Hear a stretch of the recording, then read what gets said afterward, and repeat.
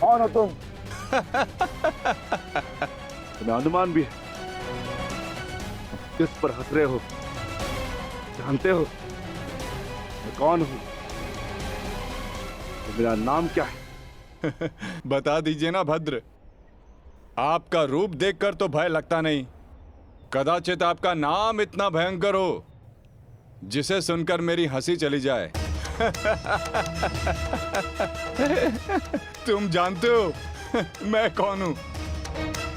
यदि मैंने अपना परिचय दे दिया तो तुम श्वास भी नहीं ले पाओगे। और यदि मैंने आपके कर्मों का दंड दे दिया तो आप अपना नाम भी भूल जाएंगे भद्र।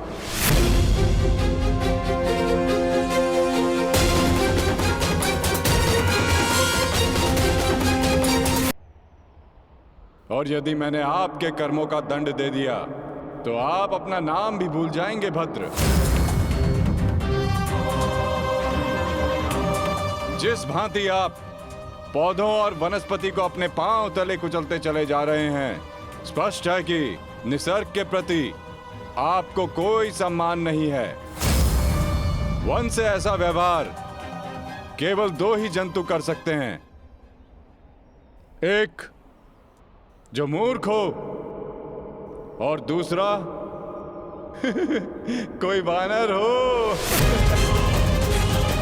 इसीलिए सोच रहा हूं कि आप कोई मूर्ख हैं या फिर कोई वानर। मूर्ख, तुम्हें तुम्हारी मृत्यु क्या खींच लाई?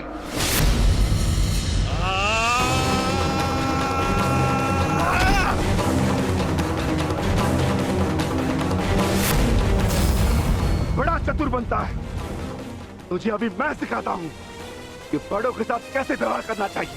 कुछ भी सीखने के लिए मैं सदा प्रस्तुत हूं भद्र, आगे बढ़िए।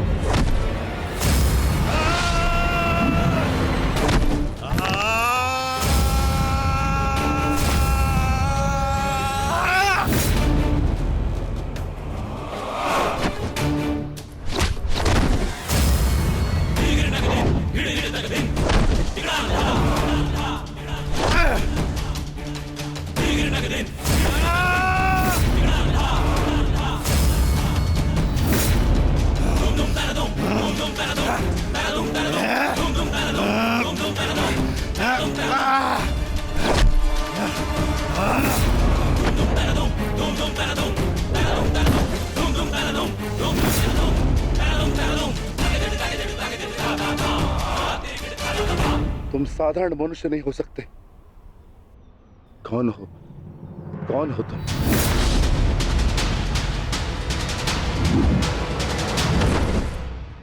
कहा था ना अपना परिचय देना भूल जाओगे। अब सुनो मेरा परिचय। मैं हूं बर्बरीक, घटोत्कच पुत्र बर्बरीक।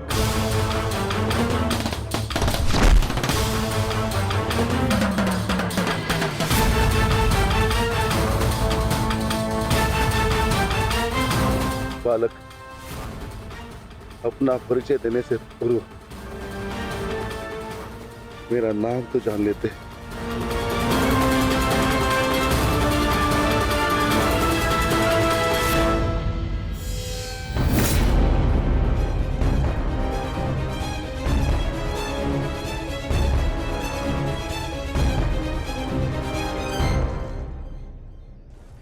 क्षमा चाहता हूँ माता, परंतु एक बात जानना चाहता हूँ।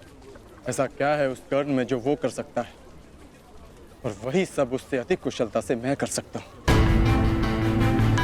अवश्य पार्थ, अवश्य तुम कर सकते हो, परंतु कर सकने में और कर लेने में बड़ा अंतर होता है पार्थ।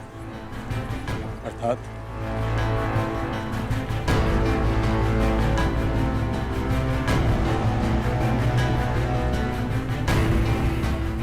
शब्द और अर्थ के फेर में मत पड़ो पार्थ, उससे कोई लाभ नहीं होता। नहीं माधव, लाभ है। बहुत गुणगान सुन लिया कर्ण का। आज तक मैंने आपकी हर बात आंख मूंद कर मानी है, परंतु आज मुझे साक्ष्य चाहिए, प्रमाण चाहिए कि कर्ण श्रेष्ठ क्यों है। तुम्हें पूर्ण विश्वास है पार्थ कि तुम प्रमाण पाना चाहते हो? हाँ माधव।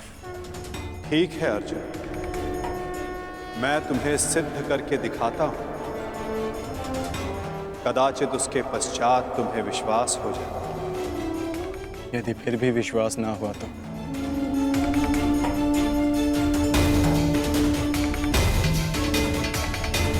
मैं वचन देता हूं पार्थ, कर्ण की प्रशंसा तो दूर, तुम्हारे समक्ष उसका नाम तक नहीं लूंगा।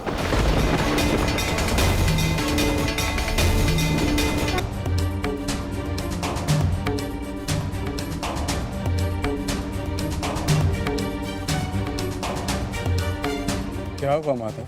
कुछ हुआ नहीं पार्थ, परंतु शीघ्र ही होने वाला है।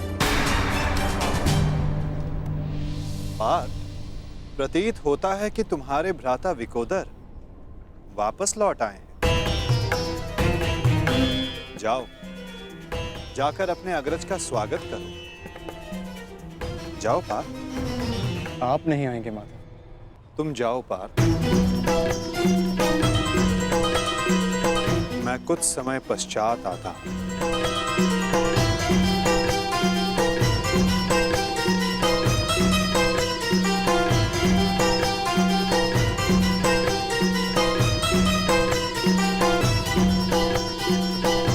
मुझे क्षमा कर देना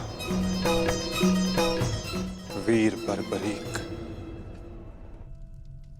बस करो नकुल, मुझे कुछ नहीं हुआ है। कुछ नहीं हुआ? राधा भीम, आप अपनी दशा देख रहे हैं? किसने किया ये सब? बस एक बार उसका नाम बता दीजिए, जीवित नहीं छोड़ूंगा उसे। मैंने।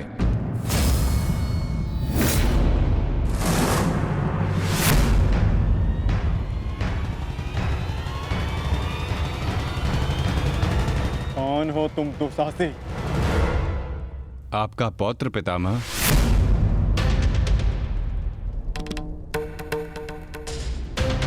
घटोत्कच पुत्र बर्बरीक हूं मैं।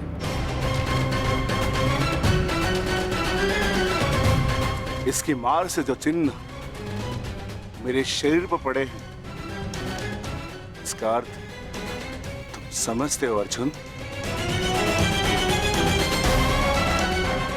इसका अर्थ है कौरवों पर हमारी विजय तो निश्चित है अनुज।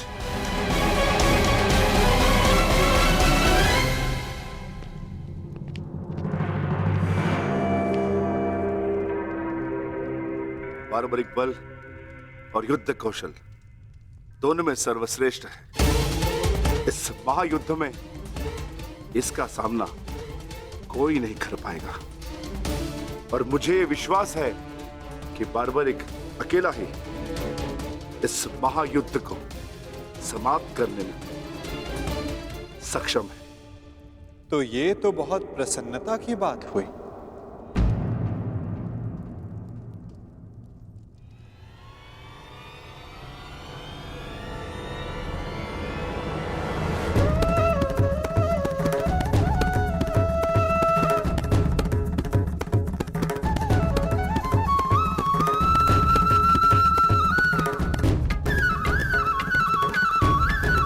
वासुदेव, ये मेरा पौत्र बार्बरिक है। बार्बरिक, ये मेरे भगवान कृष्ण।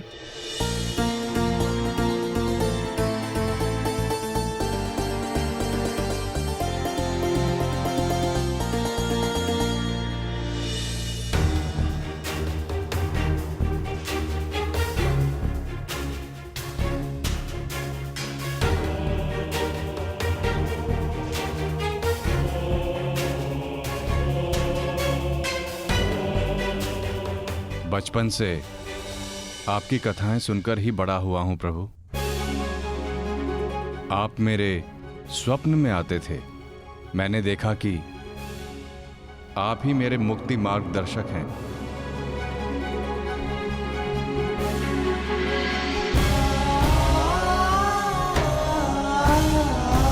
आप ही मुझे मेरे परम लक्ष्य तक पहुंचाएंगे ना प्रभु?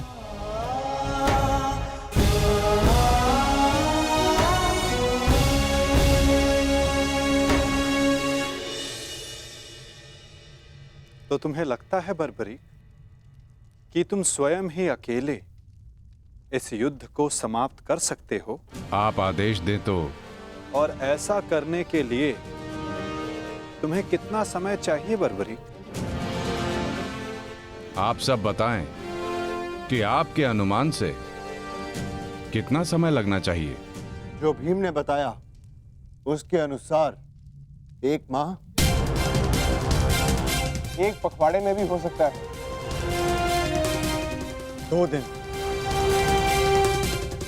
नहीं, केवल 1 दिन।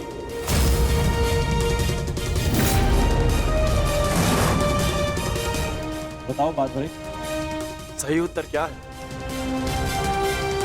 किसी का नहीं काकाश्री।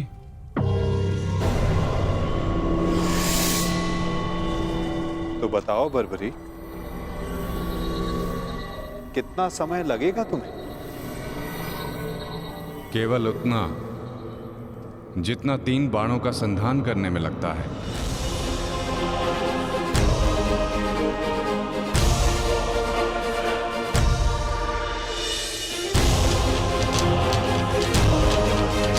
इन 3 बाणों की सहायता से मैं इस युद्ध को 3 पल में समाप्त कर सकता हूं।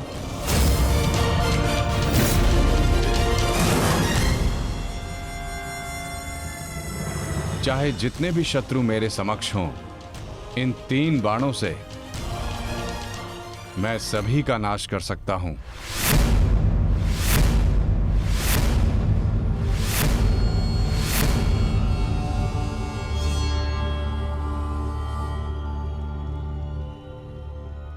मैं केवल कथनी पर विश्वास नहीं करता बर्बरिक, मुझे करनी का प्रमाण चाहिए।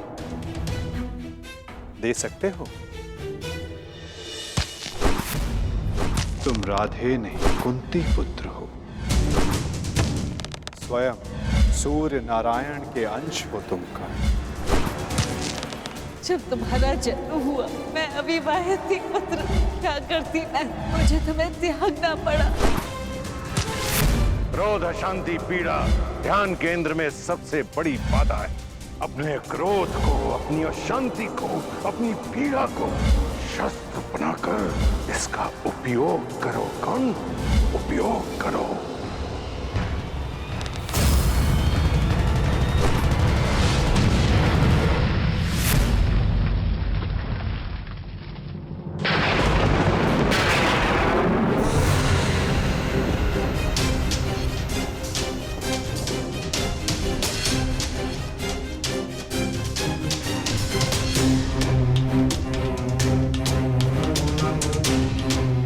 मैं इंद्र हूं, देवराज इंद्र,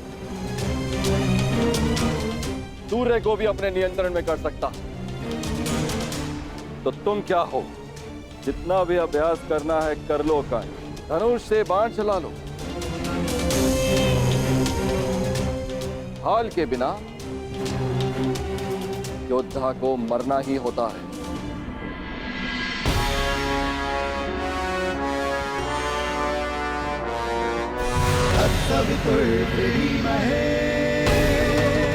ये आपकी भूल है इंद्रदेव। यदि आप अपने पुत्र का प्रहार बन सकते हैं तो मैं भी अपने पुत्र की ढाल बन सकता हूं। मेरे मार्ग में बाधा मत बनिए सूर्यदेव। जितना प्रयास करना है कर लीजिए, परंतु इस दानवीर कर्ण को कोई नहीं बचा सकता। आप करना क्या चाहते हैं इंद्रदेव? वही जो मैं सदा से करता आया हूं, अपने शत्रु की दुर्बलता से लाभ उठाना।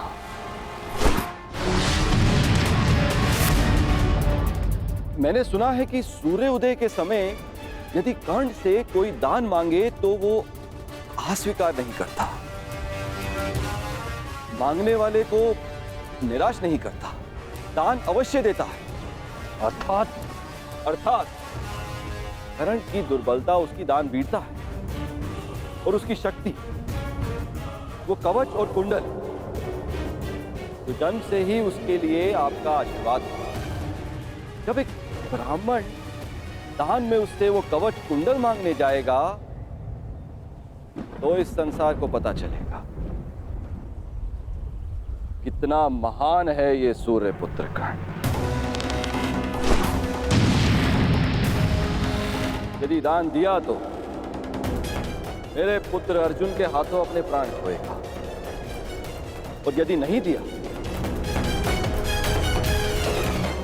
तो मेरे हाथों सम्मान। सूर्यदेव, इन दोनों ही परिस्थितियों में विजय तो देवराज इंद्र की ही होनी है। यह धर्म है इंद्रदेव। कवच और कुंडल कर्ण को उसके पिता का दिया हुआ उपहार है। यदि आपका पुत्र मेरे पुत्र को पराजित करने में असमर्थ है तो इस भांति आप एक बहुत ही नीच कार्य करेंगे। यह अनुचित है। इसमें अनुचित क्या है सूर्यदेव? आपने अपने पुत्र कर्ण की रक्षा के लिए उसे कुंडल और कवच दिए, मैं अपने पुत्र अर्जुन की रक्षा के लिए वो कुंडल और कवच छीन लेना चाहता हूं। मैं ऐसा कदापि होने नहीं दूंगा। वो तो आपकी क्षमता पर निर्भर करता है सूर्यदेव। आप जो करना चाहते हैं आप करने के लिए स्वतंत्र हैं, परंतु कल या तो आपका मान रहेगा या आपके पुत्र को आपका दिया हुआ उपहार। मेरा पुत्र है वो सूर्य पुत्र कर्ण। शीघ्र ही आपको अपनी भूल की अनुभूति हो जाएगी। कल प्रातः संसार पर सूर्य का प्रकाश पड़े या ना पड़े, परंतु ज्ञान का प्रकाश आपकी बुद्धि पर अवश्य पड़ेगा।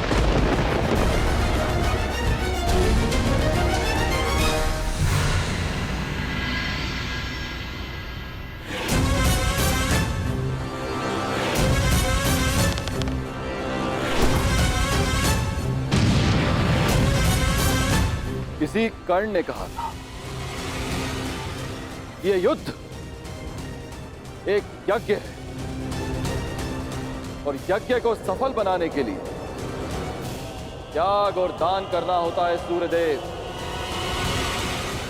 तुम्हारे इस पुत्र कर्ण को अपने प्राणों का बलिदान देना होगा।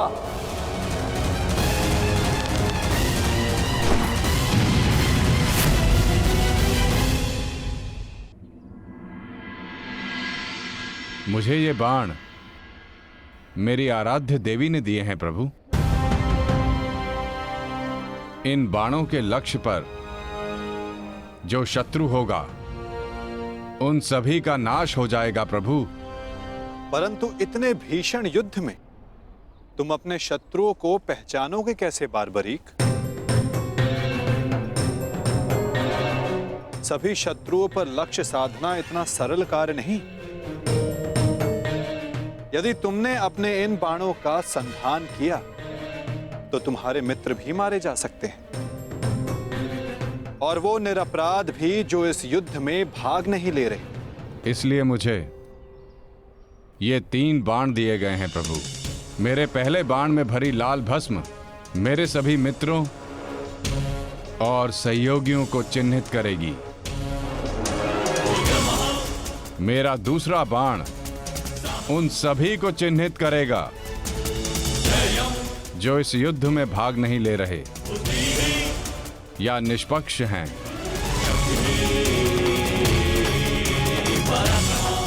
और ये तीसरा बाण एक क्षण में उन सभी का अंत कर देगा जिन्हें मैंने चिन्हित नहीं किया, अर्थात मेरे शत्रुओं का नाश। असंभव, मैं नहीं स्वीकारता। प्रत्यक्ष को प्रमाण की आवश्यकता नहीं है माधव। मैं यहां हूं, आप यहां हैं, और मेरे बाण भी। आप चाहें तो मेरा परीक्षण यहीं ले सकते हैं। बस लक्ष्य बताएं। तो ठीक है बार्बरी, लक्ष्य भी तुम्हारे समक्ष प्रस्तुत है। इस वृक्ष को देख रहे हो? इस वृक्ष के सभी सूखे पत्तों को अपना लक्ष्य बनाओ। परंतु स्मरण रखना बार्बरी, इस वृक्ष का कोई भी हरा पत्ता या कोई भी अध सूखे पत्ते का लक्ष्य भेदन नहीं होना चाहिए। स्वीकार है? आदेश का पालन होगा।